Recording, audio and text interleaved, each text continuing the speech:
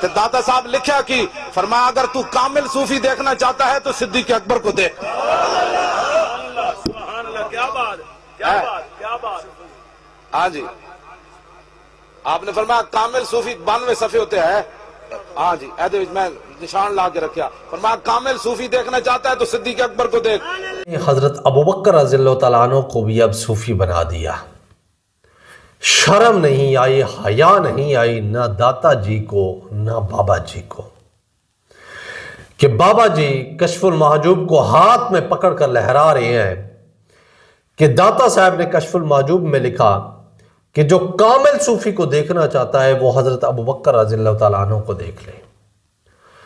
سر کہاں حضرت ابوبکر رضی اللہ تعالیٰ عنہ کی مشکل حالات والی زندگی، ان کی جنگوں والی زندگی، اور کہاں تمہارے بابے نانگے پیر کہ تمہارے بابے اپنی مریدوں کو جھولی میں اٹھائیں، تمہارے بابے اپنے ناموں کے کلمے پڑھوائیں، تمہارے بابے یہ نعرے لگوائیں سبحانی سبحانی ما اعظم شانی. تمہارے بابوں نے یہ گستاخی والے الفاظ کہے کہ رسول اللہ صلی اللہ علیہ وآلہ وسلم کے جھنڈے سے بھی ہمارا جھنڈا بلند ہوگا، نعوذ باللہ. سر صحابی کے لیے جو سب سے بڑا لقب ہے وہ لقب جو اللہ تعالیٰ صحابی کو دے، اور دوسرا لقب جو محمد مصطفیٰ صلی اللہ علیہ وآلہ وسلم اس کو دے.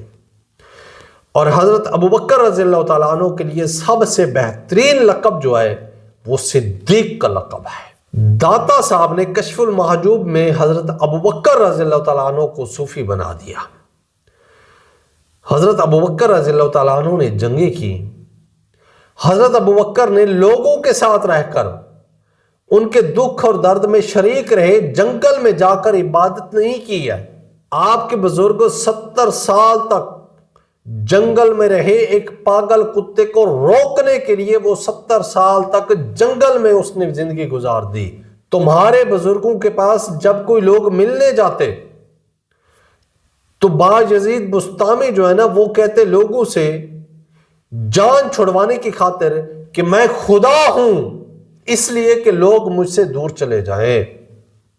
سر تمہارے بزرگ جو ہے نا یہ کرتے تھے، اور حضرت ابوبکر رضی اللہ تعالیٰ عنہ لوگوں کے ساتھ دکھ درد میں شریک ہوتے تھے. اور حیران کن بات میں بتاؤں کہ اپنے بزرگوں کی جب بھی کوئی یہ کتاب دکھاتے ہیں کہ یہ ہمارے بزرگوں کی کتاب ہے، یہ دین کی خدمت ہے، تو جب ہم اس کتاب کا آئینہ دکھاتے ہیں حضرت داتا گنج بخش علی اجمیری علیہ الرحمہ کشف المحجوب میں ایک بزرگ کا قول نقل کیا. تو اگر بندہ کشف المحجوب پڑھے گا نا داتا صاحب کی، ایمان کے معاملات ہو، عقائد کے معاملات ہو، اعمال کے معاملات ہو، اخلاص کے معاملات ہو، انشاءاللہ وہ روشنی اس کے اندر شروع ہو جائے گی. ہم اس کتاب سے کرتوت دکھاتے ہیں تو پھر یہ کہتے ہیں کہ آپ ہمارے بزرگوں کی گستاخیاں کرتے ہیں، اور یہ اپنے بزرگوں کا دفاع بھی نہیں کر سکتے اور منہ چھپاتے پھرتے ہیں. پھر حضرت ابوبکر رضی اللہ تعالیٰ عنہ کو صوفی کہنے والے سنو. حضرت ابوبکر رضی اللہ تعالیٰ عنہ تاجر تھے، خلیفہ وقت تھے، اور سب سے بڑھ کر رسول اللہ صلی اللہ علیہ وآلہ وسلم کی سنت کی پیروی کرنے والے تھے، اور انہوں نے ایسی زندگی گزاری جو قرآن کے مطابق زندگی گزارنی ہے، اور رسول اللہ صلی اللہ علیہ وآلہ وسلم کے ہر حکم ہر سنت کی پیروی کرنے والے تھے.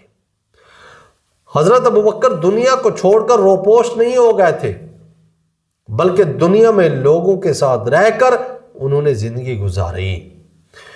لیکن تمہارے بزرگ ننگے رہتے، پورا سال نہ کھاتے نہ پیتے نہ سوتے، نہ اپنی بیویوں سے بات کرتے نہ استنجا کرتے تھے، جو کہ رسول اللہ صلی اللہ علیہ وآلہ وسلم کی تعلیمات کے بھی خلاف ہیں یہ معاملے. آپ کے بزرگ تو یہ کرتے تھے. آپ کے بزرگ 10 سال ایک ہی سوٹ پہن کر پھرتے تھے. پتہ نہیں وہ کس دھاگے کا سوٹ تھا، کس چیز کا سوٹ تھا. آپ کے بزرگ صرف اور صرف ہواؤں میں اڑا کرتے تھے. آپ کے بزرگ خاص کر صرف اور صرف پانی کے اوپر تیرا کرتے تھے. ان کا یہی مشغلہ تھا. جادوگر تھے مجھے لگ رہا ہے. سر آپ کے بزرگ 40 سال جاگرے میں گزار دیے اس نے، اس کو نیند تک نہیں آئی. پتہ نہیں یہ انسان تھے یا جانور تھے. جانوروں کو بھی نیند آ جاتی ہے. آپ کے بزرگوں کے تو یہ کرتوت ہیں، یہ کارنامے ہیں.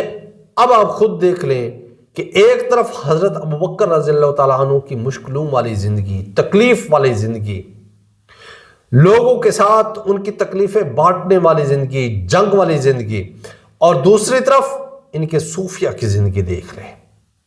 اور یہ حضرت